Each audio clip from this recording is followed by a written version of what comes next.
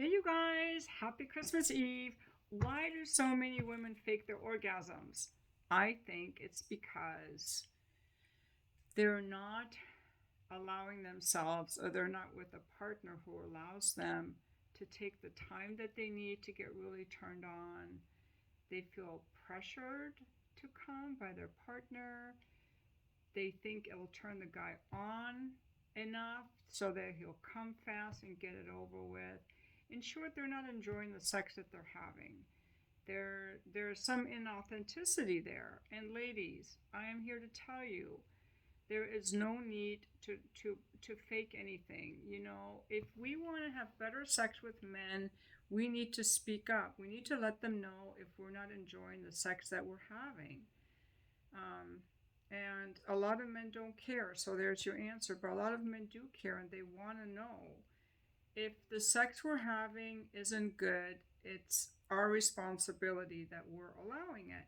And I think a lot of times women allow it because we're young, we haven't yet figured out what we like, and our bodies are very mysterious. I mean, I'm 61 now, and I'm still now learning about my body. I'm just reading Naomi Wolf's book, Vagina, and it's just like opening all these new worlds to me of appreciation for my body. We in our society have only two modes for women. Don't do it because you're bad and dirty and shameful if you do, and do it to have kids, but don't like it too much, except if you're married, and only then, but maybe not too much because that means you're sexual and that's not good. Um, we learn about STDs and pregnancies, but we don't learn about our pleasure, our boundaries, our body self awareness. And then also, there are a lot of women who have been sexually traumatized uh, in our society through rape, but in other societies through wars, war rapes, um, genital mutilation, and then all the religious shaming. And so, a lot of women have become numb in their vaginas or have pain in their vaginas. And they want to please their husbands or their partners, so they're just laying there to get it over with or pretending to like it, but they're not in their pleasure, they're not in their joy. And all women deserve to have sex that's pleasurable. All women deserve sex that's pleasurable, and the only way we can do that is if we use our mouths as spokespersons for our vaginas. Our vaginas are counting on our mouths to speak up on their behalf, and that's really how I look at it. And my vagina is counting on me to speak up and to protect it. And I spent many years having sex I didn't like when I was married. Fortunately, I've never been raped, so that's just a matter of luck, right? Because for many girls, it happens in with relatives or babysitters or trusted adults, teachers, church people, and so on. People who are supposed to protect you and people who are supposed to look out for you and teach you betrayed you and hurt you. And then naturally, the vagina has pain and scarring in it. There's also a lot of shaming around our sexuality, like women.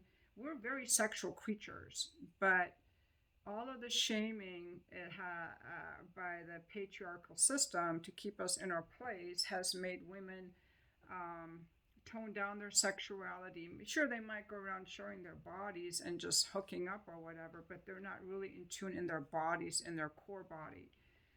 I think the book Vagina is really good. Here, let me show you guys that book. I'm just reading it right now.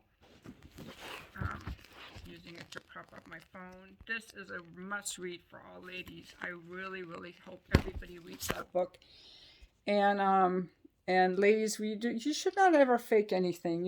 Just have an honest conversation with your guy and be like, babe, our relationship is really important to me, and I really wanted to please you. And in pleasing you, I was dishonest with myself and with you.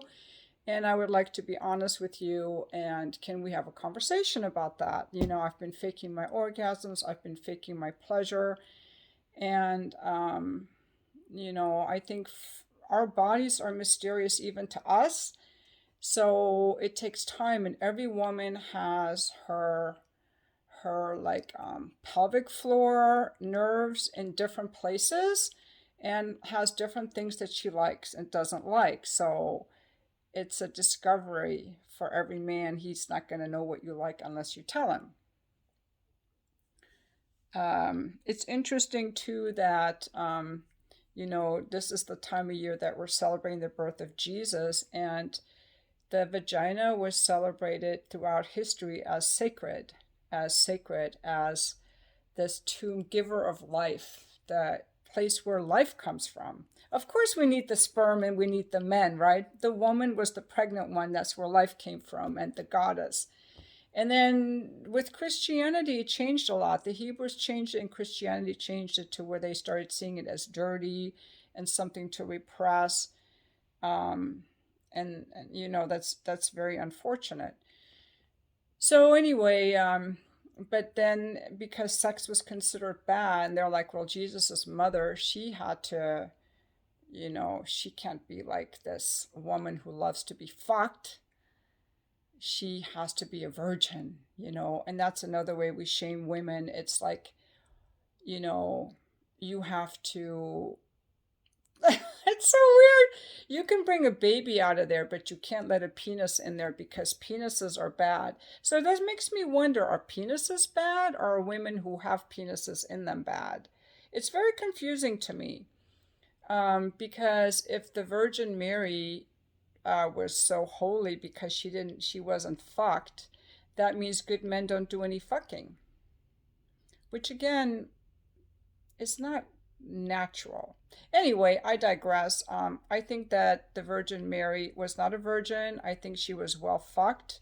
I like to think that she was in her deepest pleasures when she conceived Jesus, and that she had multiple orgasms when she conceived Jesus, and that she was fucked really well with a good hard cock, that Joseph had a good hard cock and really knew how to please her. That's my wish for Mary, and that's my wish for all women. And there's no need in hiding our sexuality. And a lot of people have left religion because of the sinful teachings about sexuality. So I will never, ever, ever be with a man who doesn't accept my sexuality or be in spaces that shame me for my sexuality. It's a part of myself that I want to be more in touch with. And by the way, ladies, you do not need a partner to discover your sexuality. There are things like the cervix wand and other techniques. You do not even need a dildo that looks like a penis. This is our body, and we can discover our sexuality in our body without needing a man or a woman or a partner to do it with.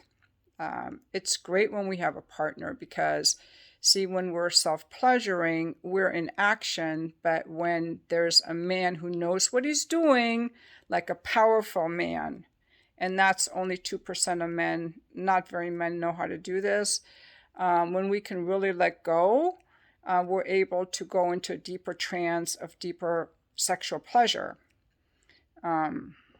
Frankly, for me at this time in my life, I've already had my children, I've already had my marriage.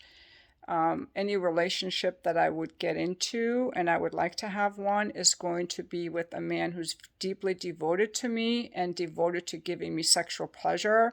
So he's going to have to, he has a cock that really works, and he likes to use it in penetrating me and opening me emotionally and spiritually. And that is not the kind of sex you will ever see in porn.